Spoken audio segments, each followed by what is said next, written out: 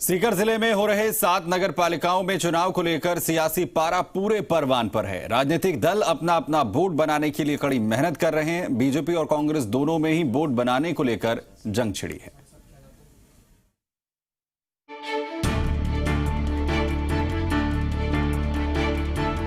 राजस्थान में एक बार फिर से चुनावी माहौल है। कांग्रेस और बीजेपी ने तैयारियां शुरू कर दी हैं, तो पंचायत चुनाव से सबक लेकर कांग्रेस रणनीति बनाकर नगरपालिका चुनाव मैदान में उतरी है। बीजेपी कार्यकर्ताओं और पदाधिकारियों के साथ लगातार बैठक कर रही है। दरअसल सीकर में 7 नगरपालिकाओं में 28 जनवरी को चुनाव है। 7 नगरपालिकाओं में खंडेला, श्रीमाधोपुर, रींगस, लोसल, लक्ष्मणगढ़, फतेहपुर और रामगढ़ शेखावाटी में चुनावों को लेकर सियासी पारा परवान पर है। अगर मतदाताओं के हिसाब से बूथ संख्या और वार्ड की स्थिति की बात की जाए, रामगढ़ शेखावाटी में 25,480 मतदाता हैं, 35 वार्ड और 42 बूथ संख्या है।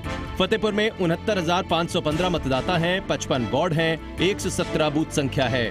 लक्ष्मणगढ़ में 41,951 मतदाता हैं, 40 वार्ड हैं, 79 बूथ संख्या है। लोसल में 20,678 मतदाता हैं, 35 वार्ड हैं, 37 बूथ संख्या है। रिंगस में 18,768 मतदाता हैं, 35 वार्ड हैं, 36 बूथ संख्या है। खंडेला में 16,902 मतदाता हैं, 25 वार्ड हैं, 32 बूथ संख्या है।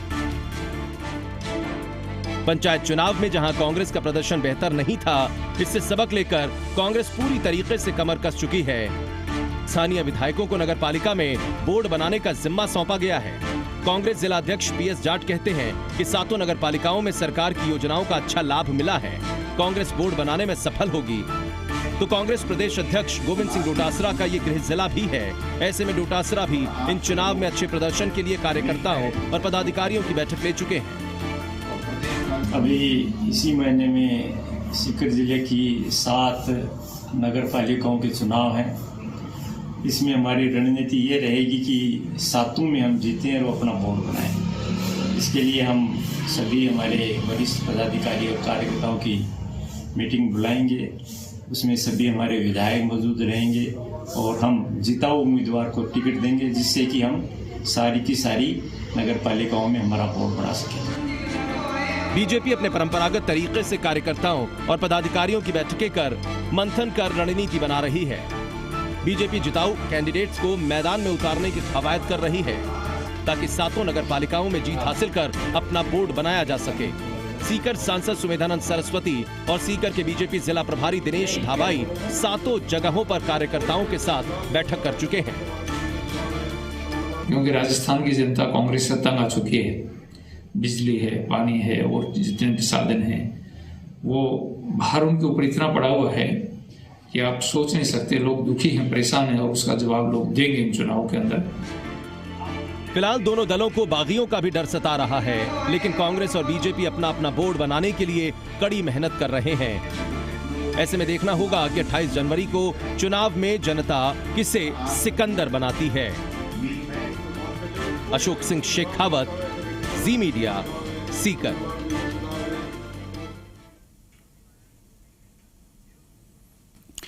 वह जयपुर जिले का शाहपुर तहसील ट्रक ट्रांसपोर्टेशन में प्रदेश में पहले स्थान पर आता है। हालांकि राज्य के ब्यावर और भीलवाड़ा भी ट्रक ट्रांसपोर्टेशन में आगे आते हैं, लेकिन राष्ट्रीय राजमार्ग संख्या 48 दिल्ली जयपुर हाईवे पर शाहपुरा शहर होने से ज्यादा इजाफा ट्रक ट्रांसपोर्टेशन का है। इस कस्बे में करीब 20 साल से ट्रांसपोर्ट नगर की मांग चली आ रही है। 2 साल से केवल कागजों में ट्रांसपोर्ट नगर बनकर रह गया है।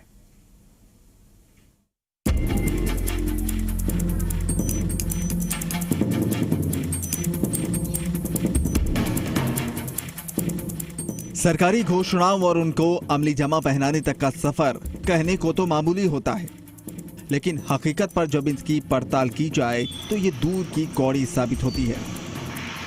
सालों गुजर जाते हैं, परेशानियां जंजाल बन जाती हैं, लेकिन एक अदद घोषणा जमीन पर नहीं उतर पाती। यही हाल जयपुर के शाहपुरा तहसील का है। आज कस्बे में सभी ट्रक मालिक और चालक सभी छोटे बड़े वाहनों को हाईवे किनारे खड़ा करने पर मजबूर रहते हैं। ट्रांसपोर्ट नगर नहीं होने से ये सब अपने वाहनों को सड़क किनारे खड़ा करके ही उनकी रिपेयरिंग करवाते हैं, जिसकी वजह से आए दिन यहाँ बड़े सड़क हादसे होते हैं और हमेशा वाहनों की लंबी कतारें लगी रहती हैं, जिससे जाम लग जाता है। साल 2020 में हुए 112 सड़क हादसे। एक साल में यहाँ हादसों में 97 लोग हुए घायल। हादसों में कुल 44 लोगों की हो चुकी है मौत। साल 2019 में 142 दुर्घटनाएं हुई, जिनमें 138 लोग घायल हुए, जबकि 45 लोगों की मौत हुई। ट्रांसपोर्ट नगर बनाने को लेकर भूमि तो चिन्हित है, फाइल कलेक्टर के पास गई, लेकिन भूमि आवंटित नहीं हुई। शाहपुरा छोटा सा कस्बा होने के बावजूद भी ट्रांसपोर्ट व्यवसाय का हब है। ये कस्बा राजस्थान में पहले स्थान पर आता है, लेकिन जमीनी हकीकत यही है कि आज तक ट्रांसपोर्ट नगर की भूमि चिन्हित होने के बाद भी काम आगे नहीं बढ़ा।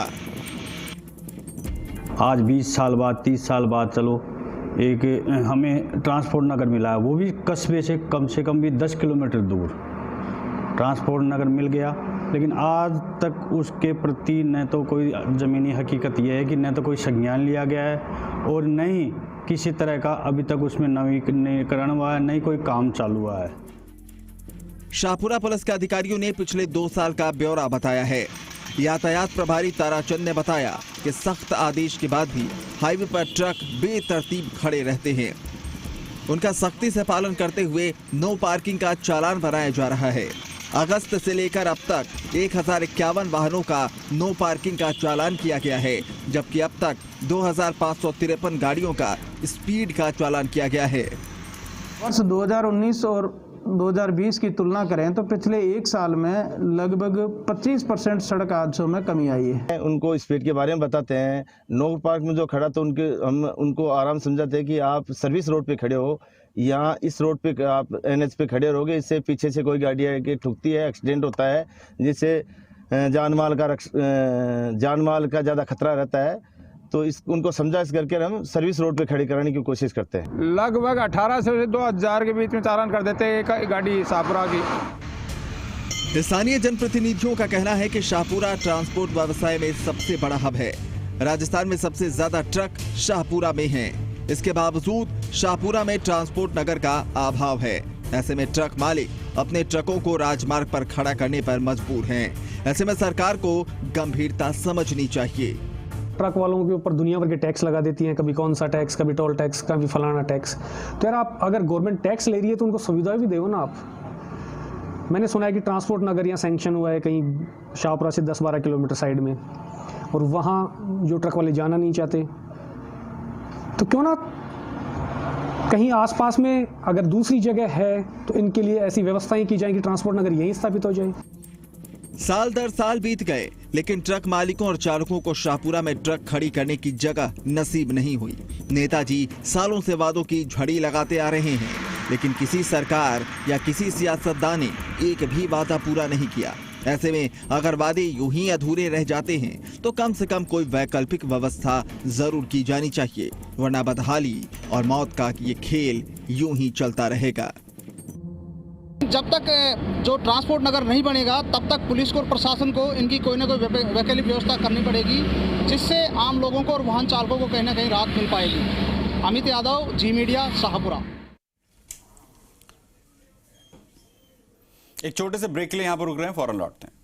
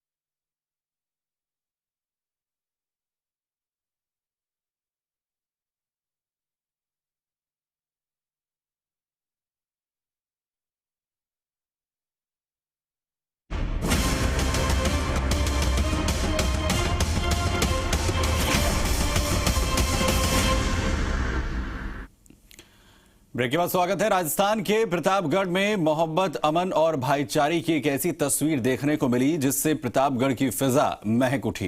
प्रतापगढ़ में एक मस्जिद के उद्घाटन में हिंदू धर्म के गुरु पहुंचे। दोनों धर्मों के गुरुओं ने लोगों से आपस में मोहब्बत से रहने की अपील की। तू है, मैं मुस्लिम हूँ, तू हिंदू है तो दोनों इंसान, तो दोनों इंसान। लाने तेरी गीता पढ़ लूं, तू पढ़ ले कुरान। अपना तो दोस्त बस एक ही अरमान, एक थाली में खाना खाए सारा हिंदुस्तान। ना हिंदू बनेगा न मुसलमान बनेगा, इंसान की औलाद है इंसान बनेगा। ये गाना तो आपने सुना होगा, लेकिन इस गाने की हकीकत प्रतापगढ़ में देखने को मिली, जहां हिंदू और मुसलमान की एकता की ऐसी मिसाल दिखी जिसे देखकर प्रतापगढ़ की फिजा महक उठी। प्रतापगढ़ में एक मस्जिद के उद्घाटन के लिए खास कार्यक्रम हुआ। समारोह में हिंदू और मुस्लिम दोनों धर्मों के धर्म गुरुओं को आमंत्रित किया गया।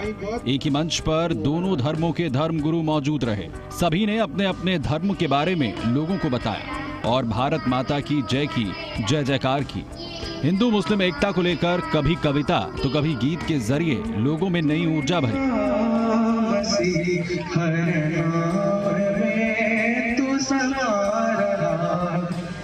कार्यक्रम में दोनों मजहबों के बच्चे भी मौजूद रहे। जिसने भी यह कार्यक्रम देखा वो हिंदू और मुस्लिम की एकता की खुशबू से महक उठा।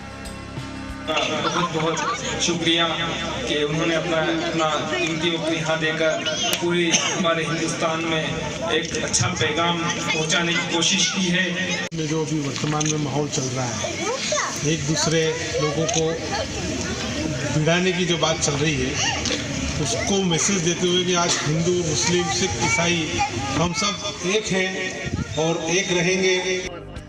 दरअसल प्रतापगढ़ के बसाड़ में एक मस्जिद का उद्घाटन मस्जिद कमेटी और Talimul Quran and Education Welfare Society के कार्यकर्ताओं ने हिंदू मुस्लिम एकता को लेकर प्रोग्राम करने का सोचा और फिर मस्जिद के उद्घाटन के लिए खास कार्यक्रम आयोजित किया, जिसमें दोनों ही मजहबों के धर्म गुरुओं को बुलाया ताकि हिंदुस्तान हमेशा हिंदू और मुस्लिम एकता से महकता रहे, हिंदू और मुसलमान की बीच की खाई को भरा जा सके। और यही हुआ। कार्यक्रम जिले के लिए एक मिसाल बन गया कि हिंदू मुस्लिम सभी भाई मिलकर रहें और किसी तरह का भेदभाव यहाँ पर ना हो। बस इसी बात की खुशी है और आगे भी इसी तरह के प्रोग्राम चलते रहें। जय हिंद जय भारत। संस्कृत में बोले तो इस माटी के वरद पुत्र यानी इस माटी के हम सभी एकत्र हुए लाल हैं।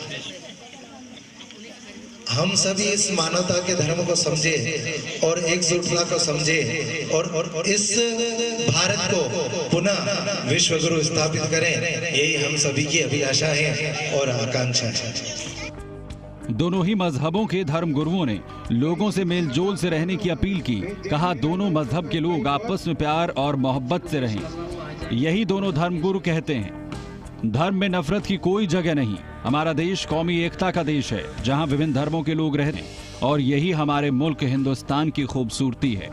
दोनों मजहब के लोग अगर मोहब्बत से रहेंगे तो हमारा मुल्क तरक्की करता रहेगा। प्रवेश परदेसी, जी मीडिया, प्रतापगढ़।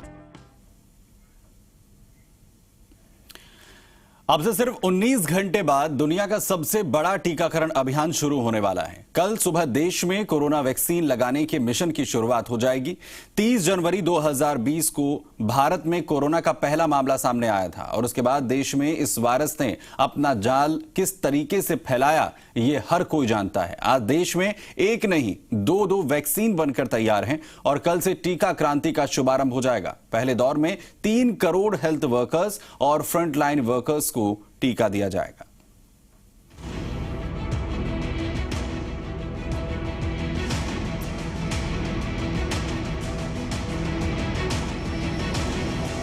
देश में शनिवार को कोरोना के खिलाफ टीकाकरण की शुरुआत हो रही है। वैक्सीनेशन का यह अभियान किसी भी त्योहार से कम नहीं होगा। साल 2020 से इस महामारी ने भारत ही नहीं पूरी दुनिया को इतना परेशान कर दिया था कि हर किसी के मन में सिर्फ एक ही सवाल था,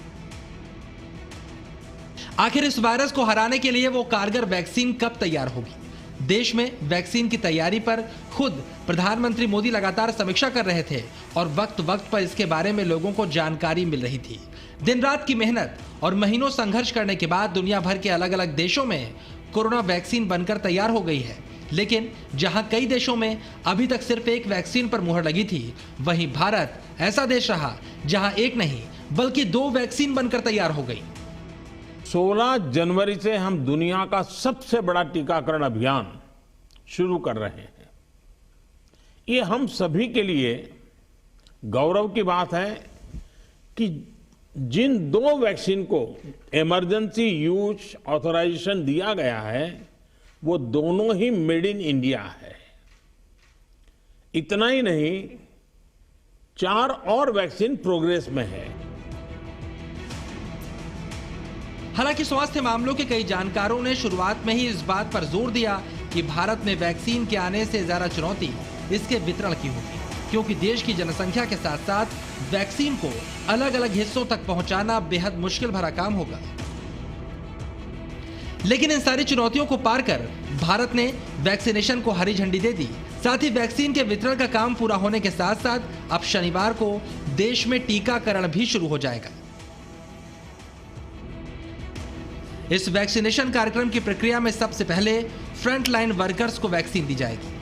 वैक्सीन जिन्हें लगाई जाएगी उन्हें 30 मिनट तक वैक्सीन केंद्र के परिसर में ही रहना होगा। आपातकाल की स्थिति के लिए वैक्सीन साइट एक अस्पताल से जुड़ी होगी। वैक्सीन लगाने में सबसे अहम भूमिका कोविन ऐप की होगी। देश में कुल 60 वैक्सीन स्टोरेज पॉइंट बनाए गए हैं। 7 ऐसे राज्य हैं जहां 1 से ज्यादा स्टोरेज पॉइंट है। वैक्सीन को रखने के लिए देश भर में 28,600 कोल्ड चेन पॉइंट्स हैं। बड़ी बात जो मैं दोहराना चाहता हूं कि हमारी दोनों वैक्सीन दुनिया की दूसरी वैक्सीन से ज्यादा कॉस्ट इफेक्टिव है। सबसे खास बात तो यह है कि कोरोना वैक्सीन जिन्हें लगाई जाएगी उनसे खुद प्रधानमंत्री मोदी संवाद करेंगे। देश के लिए इससे भी ज्यादा गर्व की बात यह है कि स्वदेशी वैक्सीन पर दुनिया के कई देशों ने भरोसा भी जाहिर किया है और लगातार वैक्सीन की डिमांड बढ़ रही है। यानी देश की वैक्सीन अब दुनिया के काम आ रही है। भले ही ये जंग भारत के लिए थोड़े लंबे समय तक चली, लेकिन आखिरकार देश ने कोरोना पर विजय हासिल करने का हथियार तलाशी कर लिया। ब्यूरो रिपोर्ट, जी मीडिया।